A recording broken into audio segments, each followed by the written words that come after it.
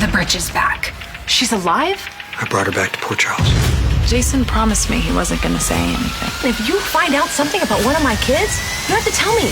I need a report of death. They waited 9 months to kill off Monica Quartermaine, and you won't believe why it took so long. General Hospital is preparing to bury more than just a character this week. It's laying to rest a cornerstone of its own legacy. Monica Quartermaine's death will officially hit the screen, with Jason finding her lifeless body. Viewers are warned, bring tissues, because if Jason Morgan sheds even half a tear, the nation may drown in sympathy. The decision to let Jason deliver the devastating news is fitting. He's the emotional anchor of the Quartermaines, even when he pretends otherwise. And unlike most soap performances, his grief will feel authentic. Leslie Charleson's passing earlier this year was real, and it shows. Monica isn't just another character written off. She's the heart of a family dynasty, and her loss reverberates on and off the screen. Naturally, speculation about her estate abounds. For decades, the Quartermaine mansion was Monica's house. Alan gave it to her. If, in the ultimate twist of irony, she leaves it to Tracy, it would both honor their unlikely late-in-life bond and give fans one last smirk. Once mortal enemies, Tracy and Monica ended up each other's final tether to family. Now, Tracy is left staring at an empty house and an even emptier family tree. As for the show itself, the pacing of this goodbye has been clumsy. Charleson passed in January, yet the character lingered in limbo until September.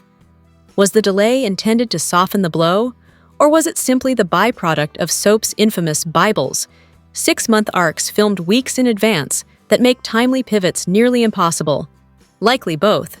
And before anyone wonders why no replacement was brought in, the answer is obvious. Some roles are untouchable. Monica Quartermaine is one of them.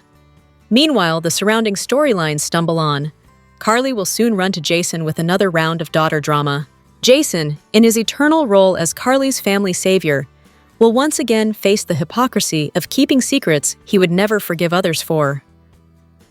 Drew continues his quest to become the most loathed man in Port Charles, with fans practically begging for him to suffer a fate worse than a bullet wound. And Nina, ever the strategist, will attempt to wedge herself back into Willow's orbit by dragging the courts into her pursuit of grandparental rights. But none of this noise can drown out the importance of Monica's farewell. For decades, she was a character you loved to hate, sharp-tongued, often self-righteous, but always magnetic. Over time, she transformed into a beloved matriarch, a survivor of affairs, betrayals, deaths, and resurrections that would break a weaker soap character. To lose her now feels like losing part of the show's backbone. The upcoming week will no doubt deliver tears, melodrama, and probably a surprise or two, because no Quartermaine storyline is complete without one. Rumors swirl of long-lost relatives suddenly appearing to claim Monica's assets, with none other than Erica Slezak rumored to debut as Monica's estranged sister. A neat way, perhaps, to keep the Quartermaine chaos alive, even in Monica's absence. What remains certain is this: General Hospital must rise to the occasion. To mishandle Leslie Charleson's passing, or Monica Quartermaine's, would be unforgivable. This is more than a storyline, it's a tribute. Done right, it will honor not just a character, but the actress who made her unforgettable. The real villain on General Hospital isn't Drew, or Sidwell, or even the mob. It's the writing that turns capable characters into fools. What an infuriating display of incompetence. Let's start with Chase, who has apparently forgotten that being a police officer requires both professionalism and loyalty to the badge. The fact that Anna had to remind him not to disclose details of an active investigation is humiliating enough. The fact that she didn't immediately yank him off the case for his blatant bias is outright negligence. Instead, Chase sits there with that smug, glassy-eyed look that all but screams, "I'm running to Willow with this!" Then there's Martin, now back in bed with Drew. Yes, it got Stella off the hook, but his willingness to stoop this low is staggering. And honestly, why doesn't anyone just keep their phone recording when Drew is around? It's baffling. One press of record could solve half the town's problems, but no, we prefer convoluted disasters. ADA. Turner's little visit to Drew was equally useless. Instead of applying pressure, she practically handed him a roadmap for evasion. Meanwhile, Marco and his charming father carry on their father-son bonding ritual of threats and emotional manipulation. Sidwell rightly pointed out that Marco was responsible for the judge's death, but then immediately undercut the truth by saying he'd have killed her anyway. And just for good measure, he turned around and threatened his own son. The question now, will Marco grow a spine or continue being Daddy's errand boy for murder? The safe bet, sadly, is on the latter. Over in Carlyland, the eternal question remains, was she being a brat or merely a brat in disguise when she realized she wasn't invited to the Big Boys Club? And how long before she inevitably inserts herself into Jason's business, particularly when it involves Joss? Jason's silence on Joss's agent status will surely ignite another self-righteous tirade. Carly behaves as though she owns him outright, and the jealousy over Britt's return is practically dripping from her every glance. Britt better prepare for a campaign of sabotage, courtesy of Port Charles' resident queen of entitlement. As for Drew, our resident mastermind of evil plots, someone should remind him that every time he opens his mouth, he's basically writing his own indictment. At this rate, it'll be his children overhearing him scheming, because heaven forbid Drew ever learns discretion. And speaking of indiscretions, Marco clearly never grasped the meaning of attorney-client privilege. Confessing to his father, who then gleefully weaponizes every word, proves he's less a lawyer and more a liability. Elsewhere, Brooklyn might as well hang a sign around her neck reading "Single, Chase is never at her side, too busy orbiting around Willow." Is the show intentionally rewriting his personality? Because apparently, his wife and their supposed dream of a child rank far below his obsession with another woman. The show even finds ways to be unintentionally comedic. Hospital beds now look like they've been outfitted with sheets straight from somebody's linen closet. Maxie has vanished into the narrative abyss with no explanation. Trina apparently thought blackmail was a reasonable conversation starter with Emma. And Carly, again, feels entitled to know every detail of Jason's life. One wonders if the writers simply hand her a script that reads, interrupt, demand, glare, repeat. And finally, for the conspiracy theorists, the gun that shot Drew was a Saturday night special, the kind of relic an older character might own. Picture Monica, finally fed up with Drew's endless scheming, taking matters into her own hands, then grieving so hard it nearly buries her alongside the mess she made. It's absurd, of course, but at least it's more interesting than watching Drew ramble on unchecked. In short, the day's installment offered a buffet of negligence, hypocrisy, and melodrama, but precious little actual sense. Britt calls her mother out for treating her like an option, and for once, she's right. If one thing remains constant in Port Charles, it's the never-ending parade of delusions, misplaced loyalty, and characters who confuse personal obsession with righteous indignation. Take Carly, for example. Her fury over Jason's whereabouts has nothing to do with logistics and everything to do with ego. The outrage isn't about secrecy. It's about not being the only woman orbiting Jason Morgan's universe. Her face says it all. Ownership disguised as concern. Meanwhile, Drew's legal woes unfold with predictable banality. Enter Martin, the perpetually cash-strapped attorney, who either needs to charge Drew 10 times his usual rate or walk away entirely. But no, he'll likely dance to Drew's manipulations because, in this town, money and morals are both in short supply. Britt's return has reignited both plot lines and fan speculation. Her picture has already slid into the opening credits, while Michaels is conspicuously absent, sparking whispers of another actor shuffle. Britt herself faces the fallout of her choices, particularly with Liesl, who, having treated her daughter as an option rather than a priority, now seethes over Britt's development into something less than maternal perfection. Liesl may call her a monster, but Britt's rebellion looks more like cause and effect parenting than villainy. Speculation abounds, of course. Is Jocelyn pregnant? Did Britt secretly have a child during her supposed death? Was the mysterious confession to Jason less about tattoos and more about hidden offspring? In true soap fashion, the theories are more entertaining than the script itself. Brick, however, remains the suavest presence in Port Charles. eternally loyal to Sonny without ever demanding a clear motive for such devotion. His character oscillates between guardian angel and shadowy fixer, proving that even gangsters get their own brand of fanfare. Elsewhere, Drew looks cornered when Turner produces that wire transfer receipt, a rare moment of accountability in a town where guilt usually evaporates with the next plot twist. Anna, meanwhile, casts her suspicious gaze on Willow, because heaven forbid the show let her have a moment of peace. The narrative is, as always, stitched together with melodramatic gaps. Marco casually discussing Michael's alibi? Illegal, yes, but this is Port Charles. Legality is more of a suggestion than a standard. Drew's conveniently secret safe remains a dangling thread, because naturally, every character must have a locked box of incriminating nonsense. And yet, amid the chaos, the strongest pulse comes from Britt. Kelly Thiebaud slips back into the role with ease, instantly reminding the audience why her absence left such a gap. Whether sparring with Liesel or simply holding the screen, Britt delivers the kind of energy the show desperately needs. As for Drew's storyline, it could vanish tomorrow, and few would mourn. His lack of gratitude toward Jason, who literally saved him from brainwashing and death, cements him as the least compelling man in Port Charles. In the end, General Hospital thrives not on coherent storytelling, but on the sheer spectacle of dysfunction.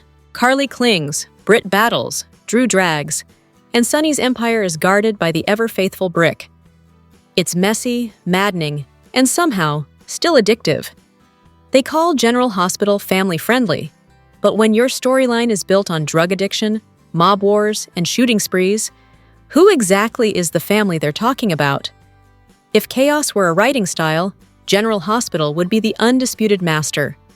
The week's storylines swung from courtroom melodrama to assassination attempts, with side helpings of custody battles and decades-old skeletons dragged out of the closet. Take Anna's handling of the Joss and Jason fiasco. Her hands were tied, yes, but she managed with admirable restraint. She made the best of an impossible situation, and her intentions were noble, even if Jason seemed bizarrely incapable of grasping that fact. His moral compass, once sharp, now appears to have been demagnetized. Meanwhile, in the ever-confusing world of Port Charles legalities, if Britt named her son Ben at birth and filed the paperwork, then by law, his name is Ben. Unless, of course, someone decides to change it, at which point we're all expected to pretend Rocco was there from day one. Soap opera jurisprudence at its finest. Then there's Sidwell, who apparently has nothing better to do than scold underlings for using the judge card too soon, while possibly ordering a hit on Drew to keep him from wandering off the script. Subtlety is not exactly this show's strong suit. Looking back to 1998 reminds us that the Quartermaines have always been their own Greek tragedy. Monica's affairs, AJ's drinking, Emily's drug use, all shocking enough. But Alan's spiraling into pill addiction was a particularly grotesque mirror of his son Jason, whose own darkness emerged after a traumatic brain injury. Like father, like son, only one gets pills and the other a mobster's moral code. And the Spencers? The eternal mess. Luke's refusal to tell Lucky he raped Laura, leaving his son to uncover the horror himself, remains one of the most stomach-turning plot lines in soap history. Lulu inherited the family knack for deception, spinning lies for Rocco about his mother. Truly, those darn Spencers is the understatement of the century. If Lulu doesn't redirect her obsessive hatred of Britt and Valentin, she risks losing her children altogether. But why worry about parental rights when the show is juggling Valentine, Faison, Sidwell, and whichever villain of the week wanders into frame? Speaking of villains, the attempt on Drew's life has a suspect pool so flimsy it could collapse in a stiff breeze. Willow makes an almost comical candidate, angry enough to pull the trigger, then happy to let Michael take the fall. Others whisper Faison, because apparently every unsolved crime in Port Charles can be laid at his doorstep. As for custody battles, the placement of Scout with Willow is absurd. Even the child herself seems to know she belongs with her grandmother. If Alexis Davis can't secure her granddaughter, perhaps Alexis Cassadine should make a reappearance. The writers seem more committed to recycling Drew drama than providing a stable home for a child. Behind the scenes, fan frustrations run high. The Stone Cold and the Jackal page apparently deletes any comment critical of certain actors, ensuring that dissent is buried. Meanwhile, Nancy Lee Grahn has become the latest target of outrage, not for celebrating someone's death, but for expressing disagreement with their political views while still acknowledging the loss.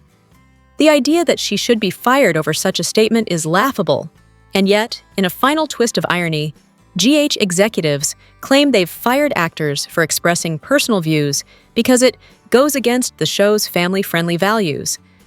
This from a soap that regularly features drug addiction, rape, violent shootouts, and mob wars. If General Hospital is the gold standard of family-friendly, then one shudders to imagine what they consider inappropriate. For a show that's been on the air since the 1960s, General Hospital owes its survival to the loyalty of its viewers. But that loyalty is not infinite. Between recycled plots, uneven moralizing, and the constant whiplash of character assassination, both on and off screen, the show risks alienating the very audience that has kept it alive for over half a century. Soap operas thrive on drama, but even drama requires coherence. At the moment, General Hospital seems content to chase shock value, no matter how flimsy the foundation. If the writers don't get it together soon, Port Charles may finally flatline. What if Jason turns the Quartermaine mansion into a biker clubhouse? Don't laugh, it could actually happen. If Monica Quartermaine really does take her final bow, one can practically hear the will reading now. Jason inherits the mansion, and Tracy goes nuclear. Imagine the stately Quartermaine home transformed into a biker clubhouse. Tracy choking on martinis while Jason hangs leather jackets in the foyer. Soap comedy gold. Meanwhile, Lulu stumbles from one melodramatic outburst to the next, either because she's still shaking off her coma or because over the top has always been her brand. She now discovers Nathan's accident, which of course means one thing in Port Charles. He's either in a soap coma or has a secret twin. The wheel of clichés spins on. The looming death of Monica deserves pause, though. She's the last link in a dynasty already thinned to a handful of survivors. Her absence leaves not just a mansion in dispute, but a gaping hole in the fabric of the show. This isn't a passing extra, it's a matriarch. Cue the tissues. Elsewhere, Rocco, the poster child for ungrateful offspring, reacts to the revelation that he was stolen from his parents. Not with shock or bonding, but with an urgent need to meet the woman who inflicted the trauma. Charming. If petulance were a Quartermaine inheritance, he'd be next in line. Then there's Carly, forever orbiting between Sonny, Jason, and whichever man serves the plot this week.